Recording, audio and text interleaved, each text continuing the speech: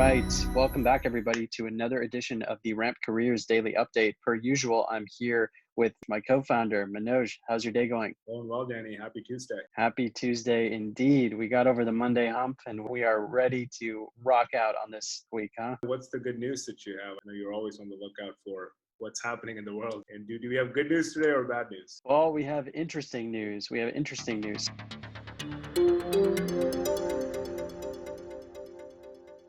I was reading NBC today, and it looks like a coalition of workers in Vegas have rallied to protect their jobs when they come back from being furloughed or laid off. So Save Our Jobs, which represents approximately 87,000 workers across the state of Nevada, are asking the Clark County Commission to place an ordinance on the September 1st agenda that says the employers cannot hire somebody back unless they offer the job to the person or people that were furloughed or laid off. So I see mostly the side of the workers on this. How do you see this any other way? I'm kind of curious. I tend to agree, man. I mean, if you've put in your work, you've been part of a company for a while, it's only reasonable and fair for you to, I don't know if expect is the right word to use, but to hope that the company would hire you back. All things equal, if a business has been a beneficiary of some kind of federal funding, I think that then they have more of an obligation to try to kind of bring back the people that were let go, because otherwise it ends up becoming a burden on the state.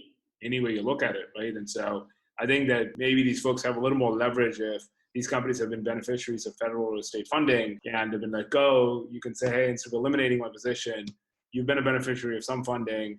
I used to work there, had to, was let go for things outside of my control. If you have a need, then maybe you should start with me. Reasonable ask. It's employment at will at the end of the day. So one could make an argument and say, well, who cares whether it's that person or somebody else? Even if you get federal funding, as long as they're filling that post again, I can see that. But from a practical perspective, like, why would you want a new person? Like, this person's already trained and scaled. Like, why would you want to get someone else that's new and trained unless you can just go get someone for cheaper? Like, I think that's probably the only reason, but I don't know how I feel about that. That I just doesn't sit right with me. Yeah, the part that you mentioned about at-will employment is the reason I say I mostly just only see the one side of it. I guess I see the employer side because they're at will and because it's in their benefit to hire somebody who's cheaper and potentially more effective. But this is unfair, right? Like, COVID hit, it was not any fault of any of these workers, and they should be offered. This is like a nice, good human, good corporation thing to do, to offer their jobs back to them first instead of somebody else. I think that's pretty poor corporate governance if they offer it to somebody else, but we'll see how this plays out. Yeah, I mean, as the gig economy kind of picks up, like, I am almost, as much as I'm a fan of capitalism and everything that it provides is value, I think that there's, for certain niche cases, there is a case to be made for labor unions. Like, I think it may be an unpopular opinion, but certain niche cases, there should be organized bargaining, because otherwise they're going to be crushed. And this is certainly an instance where you could see them just being completely crushed by it. So want to transition out of the news of the day and into a topic that we were talking before this a little bit about, the future of B2B selling. Like, what does that look like? Is it still going to be this wide array of outbound energy from a BDR, SDR into a more experienced seller like an account executive into account management? Or is there some other model that's going to exist? And how are we going to buy things? How are we going to sell things? I'm curious to know your general take on this topic, and then we can get into some more nitty-gritty details. My general take is that I'm expecting this to change. I don't think that the traditional inside sales model as it stands today will likely be relevant in the future. It's going to morph. It's going to take different forms. I don't know the answer. I certainly can't foresee the future, but what I am noticing is that there's other larger themes that are happening in the background. One is that I think the lines between B2B and B2C are blurring and blurring very quickly. I think that we're living in a world that's increasingly digital. Digital marketing is taking shapes and forms at a speed that conventional prospecting is not. We spend most of our day being accustomed to digital marketing and being targeted via paid search, paid social. That's how we buy everything else in our life. But when it comes to software for your business, all of a sudden for you to have to be bombarded with cold emails that have some standard business jargon, cold calls that don't mean shit, discovery calls that are painful to go through, it's so much different from the rest of your day. And then what? You log off from the call, you're exhausted, and then you open up Facebook, and then bam, you're served with ads for stuff that you don't even need, right? And so I think that's the future that I'm seeing. What do you think? Do you think that future world would look different? And if it does, like what structure can you share or can you talk about in terms of an example? I think along the same realm as you do, where we're going to just be more bombarded, targeted, personalized, optimized, algorithmized. It's not a word, but we're just going to be blasted with personalized ads. Now, is that in combination with a sales team? I'm unsure. I do think there's a human element that should remain in sales for a bit of time. But what I more see is something like a enhanced marketplace, like an enhanced G2 crowd, where you're actually given transparency into every single product that you could or would want to buy, and you self-select those products based on a variety of factors, whether that's the feature sets, the price, the speed to implementation, something, a combination of those or more. And once you self-select, you would be eligible to chat with maybe a customer success type of salesperson that could walk you through how the product would actually work. I think ways off from hyper personalized automated demo, especially for complex enterprise software. I don't think that that's realistic, at least not within the next 20 years or so. Will we get there? Perhaps. But I do feel strongly that there's a human element of sales and a human element of meeting with somebody from that company when you're Yep. buying a piece of software that itself gives you trust and confidence that you made the right decision. So I'm not sure how you replace that. Some sort of enhanced marketplace or more transparency between products, between two sets of products or amongst a group of products would be helpful. And I think is where we're heading as well. So I'm curious to know if this all plays out and we're going automated, personalized, all of this marketing that's just bombarding us in different channels. Do you see that as a positive or do you see some downside there? And if there is downside, what is the downside? You're envisioning a world where awareness happens through digital marketing. So you're a buyer, you sit in front of a computer, you go to various digital assets, whether it's your social media website, news sources, whatever it is. One could make an argument and say that your inbox is no different than a publisher, right? Because it's a place where stuff shows up and you have temporary attention to it. Like to me, your inbox is like a TV screen. Stuff shows up and you can choose to engage with it or flip the channel and go on to your next email, right? So by extension, everything happens there. That's kind of where awareness is built. And then if something piques your curiosity, you then go to G2 Crowd to go through the traditional discovery process where maybe you'll have to go through a series of questions and maybe it'll spit out whether this product is a good fit for you or not, or what other alternative products are there. And maybe after that, you hop on a call with someone on the commercial team to kind of negotiate final details, but a bulk of the sales work has already been done. So that's the world that you're envisioning.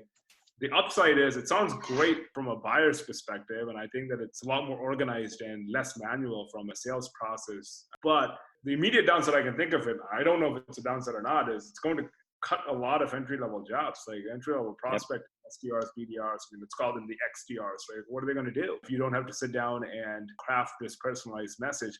We're already moving to that model. I'm reading LinkedIn posts, and they're rooted in facts, encouraging today's entry-level sales talent to go the hyper-personalization route.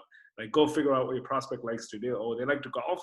Here, why don't you somehow connect your product offering and the benefits to their golf story? And then get there. To me, that is like a personalized ad, man. I mean, you're fighting for people's attention at this point. So who cares whether it's done manually through a human being or through some colorful ad that shows up, right? Because there's so much more you can do with attention grabbing, with images and finding people at the right time at the right place than you can with an email that shows up in your inbox. And as buyers, I think we're conditioned to not reacting positively anytime we see a cold email. We're like, this guy's selling me stuff, right? So Market spam. I worry. Like, is this going to eliminate a lot of very good entry level jobs? I know last year there were about like 750,000 SDRs, inside salespeople, SDRs, BDRs Yeah. hired in the US. That's a lot of folks. These Well, are all people with a college degree. So that's one. What else can you think of? well, we're seeing off of that, we're seeing a bit of that happening today, maybe not directly, but indirectly. So SDR teams, approximately 35% or even more, are being absorbed by the marketing team. That's a bit of a stake put in the ground saying, hey, we want the inside sales model, the end result of the marketing funnel, the sales qualified lead to be owned by marketing. And I just imagine, given what I know about marketers, and we all love marketers, even with the inherent tension between sales and marketing. But that to me says we're moving in that direction already. Less is the ability to use your own, personal bravado in the sales process, and more is being personalized, optimized, etc. So I see that transition happening, and I do think there is a risk that it results in, if not a full sweep of that position, the XDR, maybe a transition from what it is today into more marketing based, or less mass outreach and more hyper personalization at scale. The other downside that I see, and I don't know how you feel about this, is, are we just going to hit a point where it's just too much personalization? Like, I see the positives of personalization. You have to think less. You don't have to, you get targeted with only the things that you want and not things you don't. But isn't it at some point just enough? Like, I don't need my B2B software purchasing decisions being filtered to me the same way Instagram does when I say the word violin and I get an ad 30 seconds later for a high priced violin, even though I don't play the violin. I don't know if that's the buying experience I want, because when I talk about Salesforce or reporting or whatnot, and my phone catches it and it feeds it back into buying tree or buying decision tree on Google, and then I'm served an ad for high quality reporting. Is that really what you want in your day to day when you're browsing or looking around, not necessarily focused on tactical or strategic campaign at your work? Yes and no, right? On the one hand, I would like to know what's happening in the marketplace, and I like it to be served in relevant places. I think it does make sense for me to have access to personalized product knowledge or personalized take on what's available in the market, because that's how I learn. But on the other hand, I do see what you're saying. I guess the bigger question is, can you personalize something that a buyer doesn't know exists? Or putting it another way, if you're trying to create a new category as a B2B software company or a B2B product business, is it a little bit more tricky when you're trying to be a category creator to personalize, right? Because how are you personalizing something that someone doesn't even know exists, Yeah. and someone hasn't even wrapped their head around that concept? Like, let's just pretend for a second today that Salesforce didn't exist. Like, how would they go about personalizing CRM? I think that might be a little bit of a steeper hill to climb, and that could be something that's a little bit easier to do, robust Q&A in the form of an intro call, a summary call. So I'll throw it out there. Might be tricky. It's the old Henry Ford saying, if I asked all of my future customers what they would want, they would say a faster horse. You can't get to that answer by optimizing, personalizing, and assessing data. On the other hand, I'm sure there's a subsection of this data that you could assess and almost come up with that product that is missing in the marketplace. Now, is that the spark that's enough to create a category leader? I don't know. I feel like that's tricky. I feel like the vision comes first, and then the action and consolidation of thought and talented folks to build a great company. It's going to be interesting. They have all of this data on everybody, and they just see this glaring hole in the marketplace. Is that enough to create this meaningful product or meaningful B2B product or meaningful B2B software solution? It's a tough question. I don't know. I didn't realize we'd be getting so deep into it. This is almost philosophical. Lots of questions, very few answers, but I think we both agree that things are changing, and we'll keep tabs on how rapidly things change. And like I said, the best way to deal with it is to adapt and be smart about it. Absolutely. It's a great place to leave it. We'll put a pin in it and follow up the future of how selling will happen in the B2B realm. For Manoj and myself, this has been another episode of the Ramp Careers Daily Update. Thanks for tuning in, everybody. See ya.